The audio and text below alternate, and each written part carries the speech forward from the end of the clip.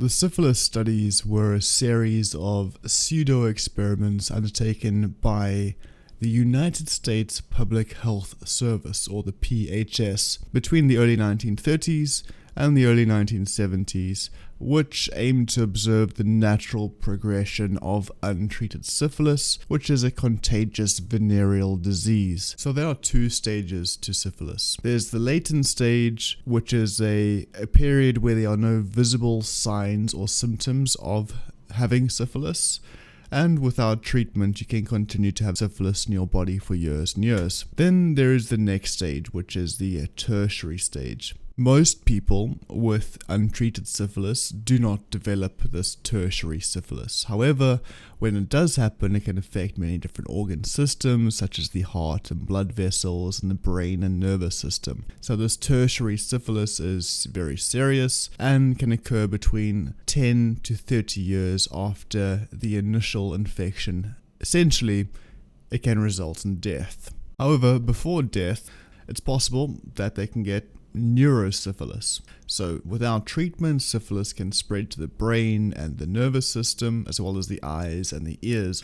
But essentially, this neurosyphilis is a form of progressive dementia, and it can cause psychiatric disorders such as depression, mania, psychosis, personality changes, and general delirium. So overall, not a very good way to go out. Back to the syphilis studies. The most well-known of these studies is the Tuskegee experiment, which is experiment with sort of quotation marks around it. The study took place in Macon County, Alabama, and this is essentially in an area referred to as the Black Belt.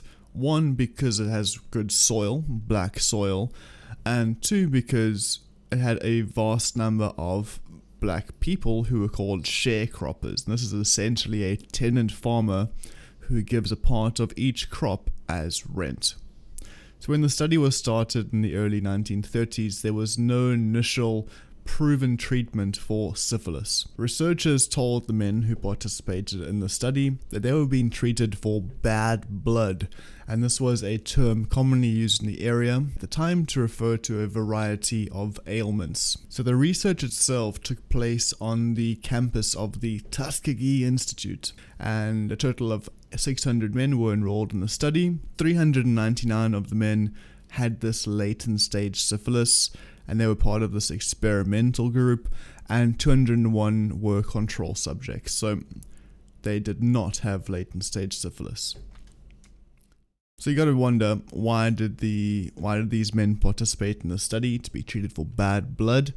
Well, they were offered medical exams, rides to and from the clinics, meals on examination days, free treatment for minor ailments, and guarantees that provisions would be made for them after their deaths in terms of money paid to their surviving family. So this was a pretty good deal back in the day. So the overall aim of the study was to see how syphilis progressed. So the men were monitored by health workers, but instead of trying to treat syphilis, they were given placebo treatments such as aspirin and just mineral supplements. And this is despite the fact that penicillin, which was found to actually cure syphilis or treat syphilis, became recommended in 1947, some 15 years into the study. The researchers convinced local physicians and doctors in the area not to treat the participants in the study. Essentially, what it boils down to is that by this point in the study, about 1947, there was a viable treatment for syphilis, but the study continued for almost another 30 years. And this is because, in order to track the full progression of the disease, the researchers decided not to offer any type of effective care, as the men died and they went blind or insane or experienced other severe health problems due to this untreated and eventual tertiary stage syphilis. However, eventually some journalists caught wind of what was happening, and they wrote a story about it, and this caused public outrage, as you know, it's probably a good reaction for it, and it forced the study to shut down in about 1972. A panel was formed to evaluate what went on with the study, and they essentially found it to be ethically unjustified. They concluded that there were no choices given to the participants to quit the study, and they were never really given the chance to have an informed consent to participate in the study. Remember, it was looking at bad blood, not let's look at how these people suffer over time due to untreated syphilis. By the end of the study, in 1972, only 74 of the test subjects were still alive, that is out of 399.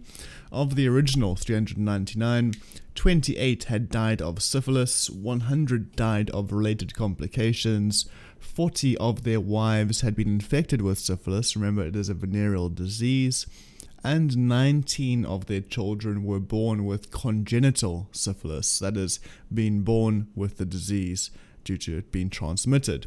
So while the Tuskegee experiment again with quotation marks, ended in 1972, between 1946 and 1948, the US was conducting other experiments, this time in Guatemala. Here, nearly 700 men and women who were prisoners and soldiers and mental patients were intentionally infected with syphilis. Hundreds more were exposed to other sexually transmitted diseases as part of the study, but let's just focus on syphilis for now. And this was without their consent or knowledge. Now, the purpose of the study here was to determine whether penicillin could prevent, not just cure, syphilis infections. So we know that it can cure syphilis infections. They found that out in 1947, but could penicillin prevent the disease from occurring in the first place? That's what the study was trying to figure out. However, some of those who became infected never received medical treatment, and the results of the study, which took place with the cooperation of Guatemalan government officials, so it wasn't, just this black site of syphilis injections, was never published. So we don't actually know what the results of those studies were. So those 700 odd men and women who got infected with various venereal diseases, well, that was pretty much in vain. So it's not clear if these experiments overall contributed in any meaningful way to the scientific knowledge that we have about the progress of syphilis and other venereal diseases, but some of the outcomes of these studies had led to much more stringent ethical guidelines being implemented. Whether it was worth it is a different question, and to some extent, the mistrust towards scientists and medical staff remains in communities that were particularly affected by these experiments. Let me know what you think. Is the pursuit of scientific knowledge at the expense of ethical treatment of people worth it or not?